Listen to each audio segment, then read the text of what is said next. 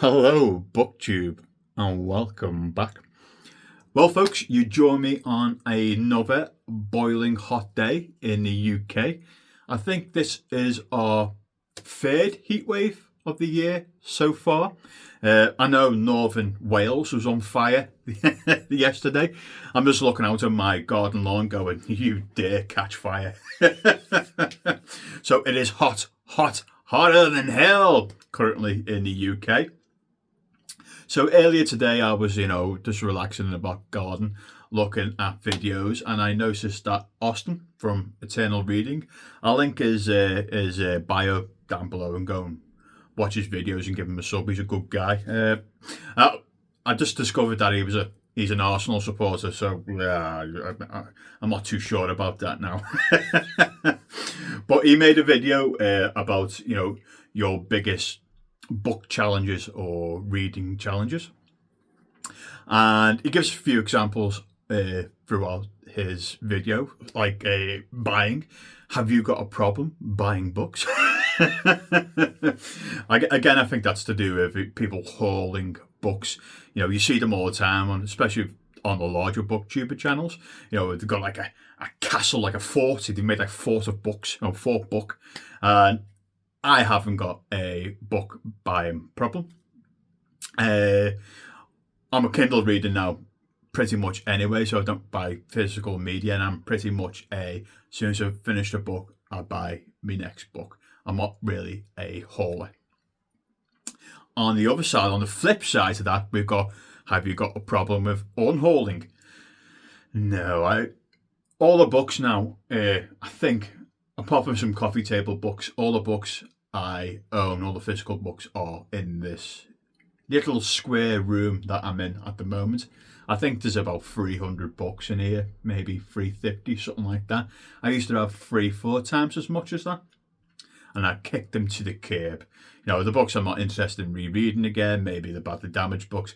I'm just not, I don't find it hard to kick books out the house. I'm just not that kind of guy.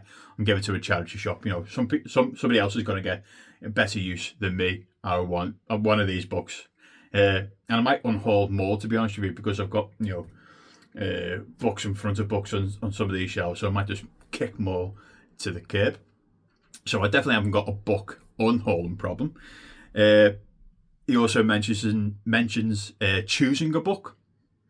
I really don't. As I said, I usually buy my next book as soon as I've finished my other book, and I kind of know what flavour of book I want to read at that point in time.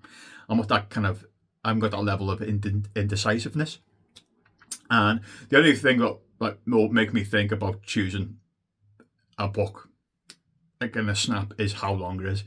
200 to 300 pages, job's done. I'm in it. If the book's 1,000 pages long, I'm like, okay, Alex, let's think about this. I know you said, okay, this is the flavour of genre I want to read next. You want to get committed to a 1,000-page book? And the usual answer is yes. But yeah, choosing a book, not really a problem. And another one that he mentions as well is, do you have a problem with DNFing a book? Did not finish a book. And I'm trying to think at the top of my head whether I've actually DNF'd a book. I don't think I have. So I don't know whether that means I have a problem with a book or not. Don't get me wrong. I've read books I can't stand and I've hated, but I've finished. See any Terry Goodkind books. But I don't think that's a challenge or a problem, to be honest with you. Read good literature and read bad literature. That's what I say. So I haven't got a problem with DNFing a book. I know a lot of people think it's a good, especially short on time. I'm kicked this book. It's not interested in me at all. I want something to more my cup of tea rather than some crap that I'm reading. So I don't think a DNFing is a particular challenge for me.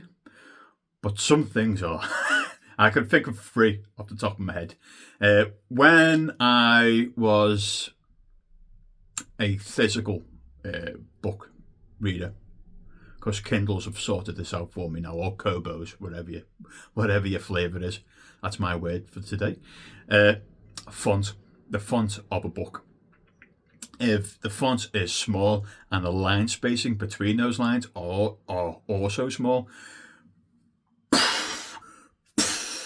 bleh, I, I struggle to read or focus on what I'm reading because the challenge itself is hit the target. Oh, okay, I'm on that line now.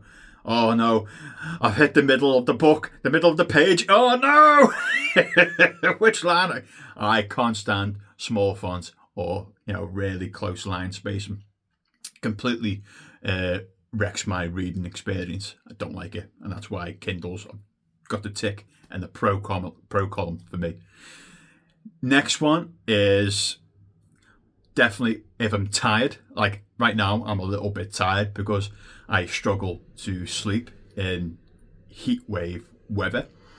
For those of you who are not in the UK, our houses are built to store heat, and we don't have aircon either. So when it gets hot, our homes get hot, and at night you just melt. It's you can feel the sweat just beading down your face and your back. I struggle to sleep when it's really hot like that. So when I'm tired, I cannot read. I cannot focus. So tonight I won't even bother continuing the book because I'll be reading the same page over and over again. You can tell by how glassy my eyes look. I cannot read while tired, and that's definitely a challenge. And the last one I could think of is, I think it's just unique to me. It's, what book was I reading? So an exemplar would be, I just finished a book called The Accidental Soldier. It's about a memoir of a guy serving in Iraq. And he served in, see what I think about it, Basra in Iraq. And when I started reading the book, when I was reading it, in my head, I mistook Basra and just said Barca, short for Barcelona. And throughout the book, I was, okay, Basra, Barca, Basra, Alex, it's Basra. And then the next page would be like, oh, something Basra. I'm like, oh. So as soon as I've planted that seed in my head, that mistake at the start, it constantly just turns it to hello. Turns up when I'm reading all the time. Remember me, it's not Barca. It's Basra. I was going to say it's not Barca, it's Barca. Wrecks my head. It happens to me quite often. And they are my reading challenges. As I said, go and check out Austin's videos below. Give him a like, give him a sub. And I will speak to you soon. Bye, Booktube.